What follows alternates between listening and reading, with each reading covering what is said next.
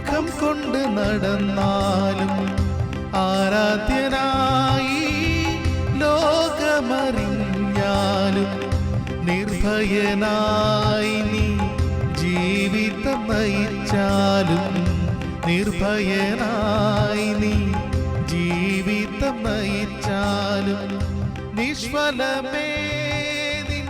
ക്രിസ്തുയേശുവിന്റെ നിസ്തുല്യ നാമത്തിൽ ശുഭസന്ദേശത്തിലേക്ക് സ്വാഗതം. വിശുദ്ധ വേദപുസ്തകത്തിൽ മത്തായി എഴുതിയ സുവിശേഷം 13-ാം അധ്യായം 24-25 വാക്യങ്ങളിൽ നാം ഇപ്രകാരം വായിക്കുന്നു: അവൻ മറ്റൊരു ഉപമ അവർക്ക് പറഞ്ഞുകൊടുത്തു.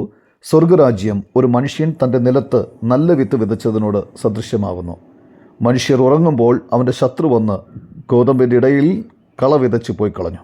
കർത്താവായ യേശുക്രിസ്തു തൻ്റെ ശിഷ്യന്മാർക്ക് ഉപമകളിലൂടെ സ്വർഗരാജ്യം വിശദീകരിക്കാൻ തുടങ്ങി.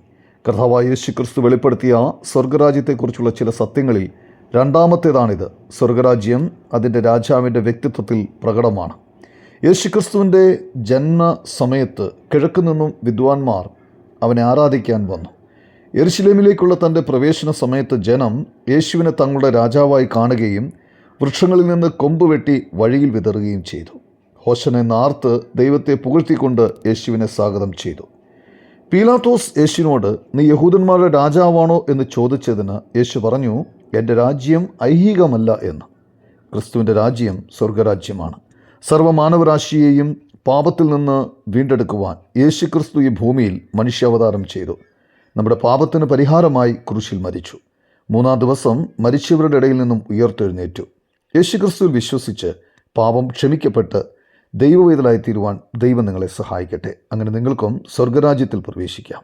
ദൈവം നിങ്ങളെ അനുഗ്രഹിക്കട്ടെ.